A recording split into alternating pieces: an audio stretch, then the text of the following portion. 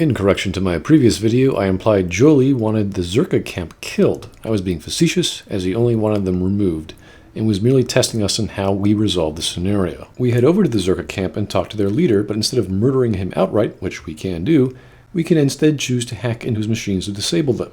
This is what RPGs should do, providing multiple alternate solutions. So we try talking to the subordinates and convince them to give us codes to shut down the sonic emitters in the camp, which protect the camp from larger predators. These people don't feel like hanging around in this area anyway. There's 5 emitters, and after 2 persuade options and 2 emitter shutdowns, a gigantic enemy appears out of nowhere and chases off the Zerka people, which is quite unbelievable, but this game's pacing, as I have stated before, has always been on full throttle. We go back to Jolee, and he was impressed we spared the poachers as they left, though that doesn't exactly guarantee that the gigantic monster didn't kill at least one of them. Not exactly a purely light side method of solving one of Jolee's problems, but he's a rather curious character to begin with.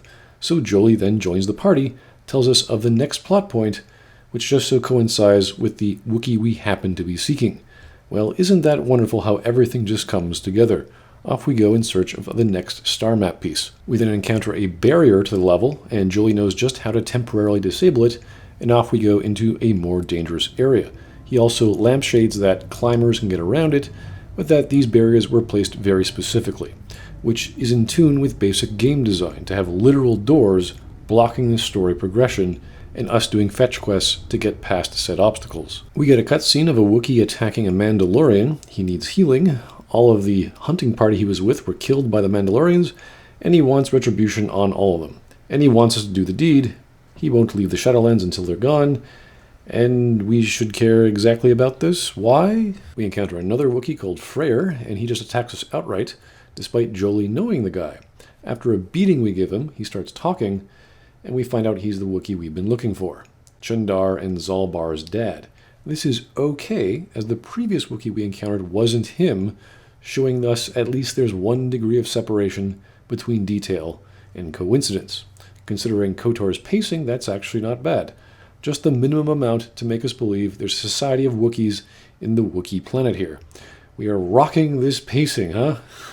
We hear the whole story of what happened with Zalbaar, his brother, the slavers coming to Kashyyyk, or at least this part of Kashyyyk, as well as some history of some great Wookiee some hundreds of years ago. That's all fine. Anyway, he wants us to find a piece of a vibroblade, the sharp part of it, that was supposedly in some part of some great beast, which can then disprove or at least formally challenge some of Chundar's rule, since he holds the hilt part. Okay, sure, murder could also work very efficiently, but why not? So we get a quest, we get some world building, and a potential solution to a subplot, which still has nothing to do with our main plot, at least as far as I can see. This is not the best way to present subplots.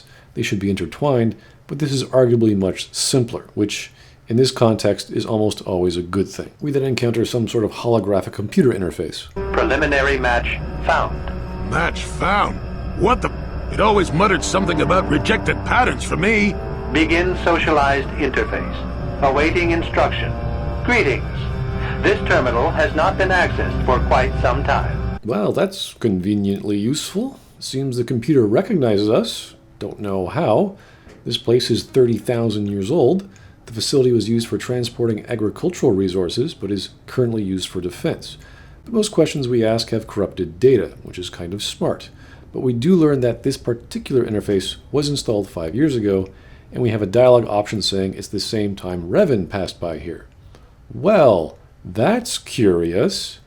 The interface has info on the star map, and we have to answer questions in order to get it. The first question is the prisoner's dilemma. Now, it's interesting that these questions can garner light side or dark side points, but that the computer will determine some of these answers are incorrect in comparison to the previous answers Revan or whomever may have stated. The second question deals with one of strategy over sentiment, and the third one is about military complacency and an eventual attack that occurs on your city. Interesting how they're testing one on logic and strategy. Who does that remind you of? And answering correctly gets you dark side points, and then Jolee says this. Well, a star map. An ancient artifact of dark side power. Can't say I'm surprised. I always knew there was something funny down here. I wonder if the star map has had an effect on the evolution of the creatures here in the Shadowlands. Might explain why it's so dangerous down here. Okay, why and how is a star map or parts of a star map of some sort of ancient artifact and that of dark side power? What exactly is he talking about here? It's just corrupted data of an actual map that happens to be in a series of places that have various other pieces of corrupted and non-corrupted data in it. So a bunch of digital data on a computer that's really old, that's somehow turned off, is impacting the creatures on the planet. So there's something like dark side ROM disks with no electricity flowing through them are somehow causing creatures to be aggressive or something? Like, what is this a thing in the Star Wars universe? Are we taking some liberties here with the lore? I mean, is there really something as evil hard drives? I mean, we do have holocrons, which are Force created and Force read, but this is just a series of old data corrupted maps of the stars. What does that equate, or how does that equate to the Force power being good or evil? We go to the southern ritual place, and we can summon the giant beast that looks like the same creature that chased off the Zerka poachers. Well, I guess this is just another method of attracting it then. Okay, cool. We stunlock it and pull out the blade. We bring it back to ZalDad, and off we go to the surface. Suddenly, we're stopped by one of Chundar's lackeys almost immediately after talking to ZalDad. Another wooden basket elevator thing appears out of nowhere. Why, thank you, unnecessary transportation device. Pacing has literally come from the sky and just keeps coming back to offer us plot devices. It's almost a deus ex machina device here. We have methods of getting back up, but this is just simply more efficient.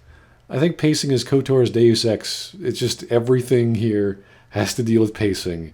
If it's not, they're doing something wrong. When we get back up to the surface, we encounter Chor All, and he tells us about the division between the Wookiee hunters now that ZalDad has amazingly gotten here before us, despite us having an instant deus ex elevator to wherever we are on this map. And even though he just told us he was climbing to the surface, he must be a really good and fast climber to get to the surface for all this time to have passed. Remember the original cutscene that had a clock wipe to show just how far down we were going from the surface to the Shadowlands? Even though he was previously injured and we healed him, where he garnered support and then faced his son while waiting for us in the throne room. Like, this all happened.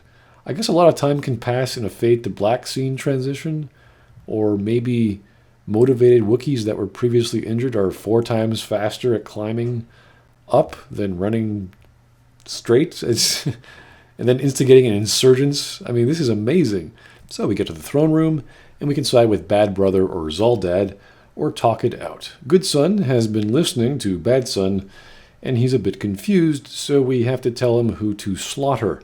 Frankly, I don't really care. It's a bunch of grunting man-dogs talking about old sword blades and hilts and slavery, and that's not because I find swords and slavery uninteresting. It's because it's all after our plot point has been accomplished.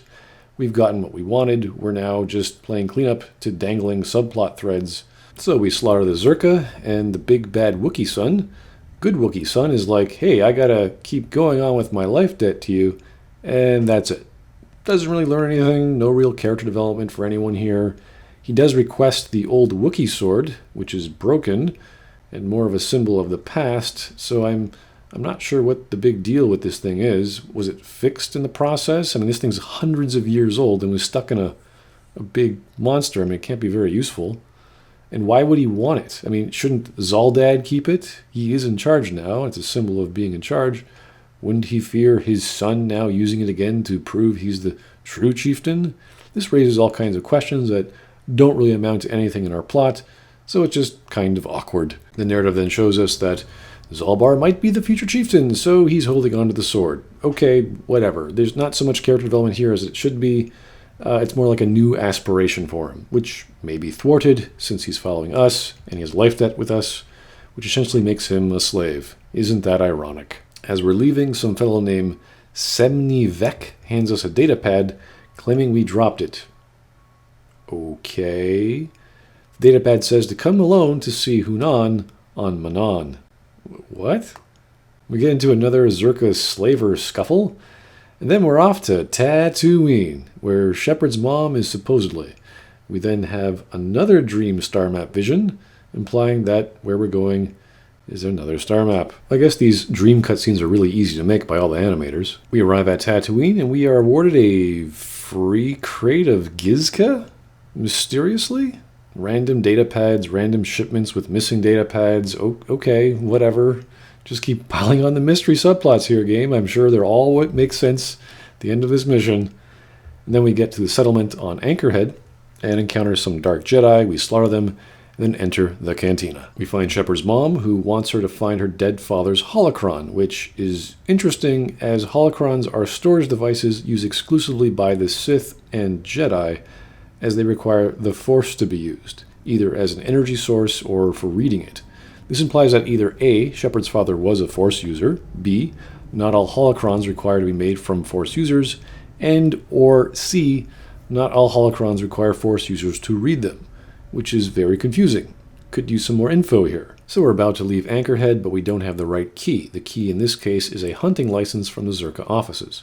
So we go to the offices. There's an angry alien man there. Zerka wants us to take some sticks from some sand people to prove we've defeated them so we can get a license.